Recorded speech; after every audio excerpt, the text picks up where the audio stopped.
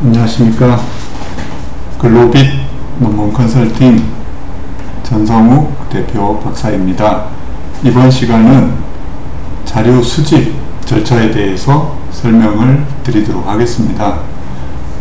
주제가 어느 정도 이제 정해지고 선행연구 검토를 하면서 어느 정도 논문의 이제 계획이 설계가 좀 됐으면 이제 자료를 수집하는 절차를 해야 됩니다. 그래서 이 자료 수집은 우리가 보고자 하는 연구 문제를 어떤 방법으로 입증할 건지 검증을 해야 되는데, 그러기 위해서 필요한 자료를 문헌을 연구하거나 데이터를 수집해야 하는 겁니다. 그래서 자연과학에서는 주로 실험이나 관찰 등을 통해서 자료를 수집하지만, 사회과학이나 인문, 예술 분야 쪽은 설문지나 인터뷰, 면접, 심층 면접 또는 관찰이나 준실험, 사회과학에서도 이제 준실험을 많이 하긴 합니다.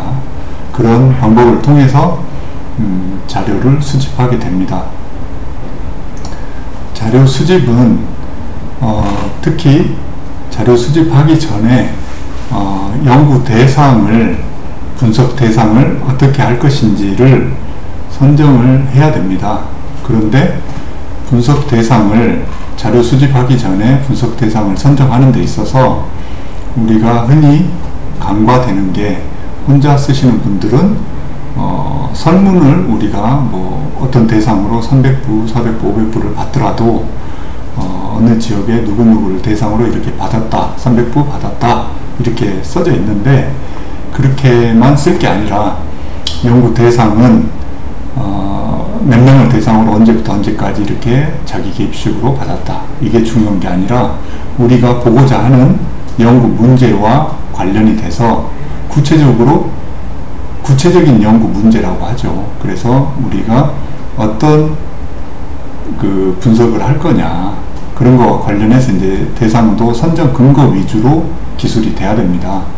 아래 예시를 보면 초등학생들 대상으로 게임 중독과 자아 형성 간에 미치는 영향을 연구한다고 했을 때, 뭐 몇 학년을 대상으로 하든지 간에 이제 이를테면 한 학교만 대상으로 할 거냐, 한 지역만 할 거냐, 아니면 그 같은 학생, 초등학생들이라 하더라도 이를테면 수도권 지역과 비수도권 지역에 초등학생 같은 5, 6학년 대상으로 한다 하더라도 그 수도권과 비수도권 지역 간의 학생들의 게임 중독 현상과 자아 형성 관계를 보는 데 있어서 굉장히 실태가 많이 다를 겁니다.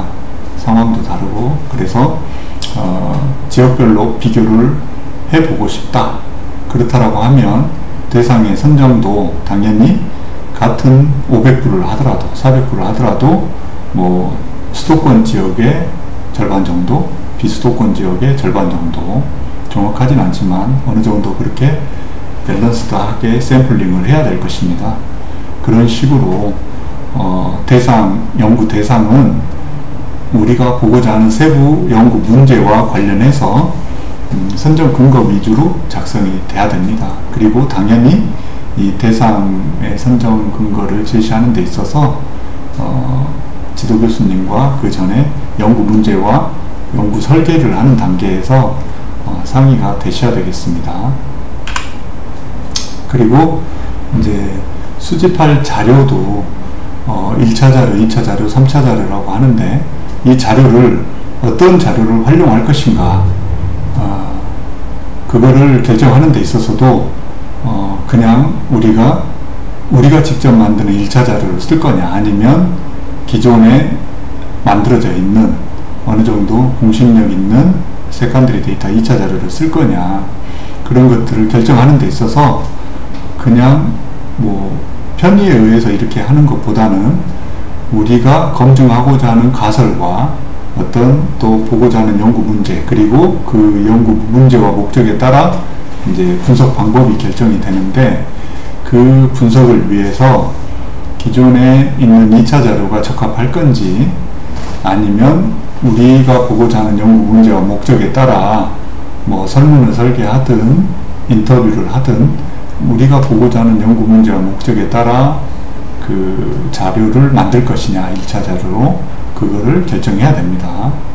그래서 2차 자료는 관찰이나 실험, 질문, 서베이, 면접, 심층 인터뷰 이런 것들을 통해서 직접 수집하는 것을 1차 자료라고 합니다. 그래서 당연히 비용과 시간이 소요되는 특성이 있지만 우리가 보고자 하는 연구 문제와 목적에 맞게 구성을 설계할 수 있기 때문에 그런 장단점이 있습니다.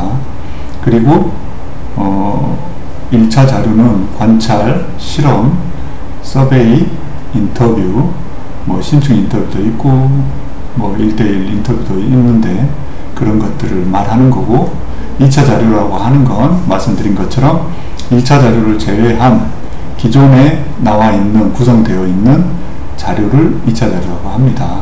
특히 2차 자료 중에 신뢰성과 공신력이 없는 자료는 가급적 사용하지 않아야 될 것이고요. 당연히 정부기관이나 뭐 국책연구기관 아니면 다른 대학이나 이런 데서 설계된 좀 신뢰성이 있는 공적 자료 위주로 많이 쓰게 됩니다. 이제 이를테면 금융이나 재무나 경제, 경영 쪽에서 기업의 재무 자료를 쓴다라고 하면 이제 상장 기업의 경우는 금감원 시스템에, 다트 시스템에 보면 그런 재무 자료, 상장 기업에 대한 자료가 있고, 또 그런 상장 기업이 아니고 그 이하 이런 일반 민간 기업의 자료는 이제 유료 사이트가 있습니다. 키스밸류, FN가이드 같은 그런 사이트에서 재무 자료 같은 걸 기존에 나와 있는 세컨더리 데이터를 활용하기도 하는 것입니다. 1차 자료에 비해서 기존에 나와 있기 때문에 수집하는데 시간과 비용은 절약할 수 있으나 우리가 보고자 하는 연구 문제, 목적에 따라서 그 적합한 자료를 구할 수 있느냐, 그것이 관건이 되겠습니다. 그리고 이제 3차 자료라는 건 그런 1차 자료와 2차 자료를 이렇게 종합 분석한 자료를 3차 자료라고 합니다. 이를테면 백과사전이나 위키피디아 이런 것들을 3차 자료라고 생각하시면 되겠습니다. 그래서 이제 이런 자료들은 종합적으로 분석이 된 방대한 자료들이기 때문에 거기에 적합한 자료들을 갖다 쓰면 되겠습니다. 오늘은 자료 수집 방법과 절차에 대해서 설명을 드렸습니다. 감사합니다.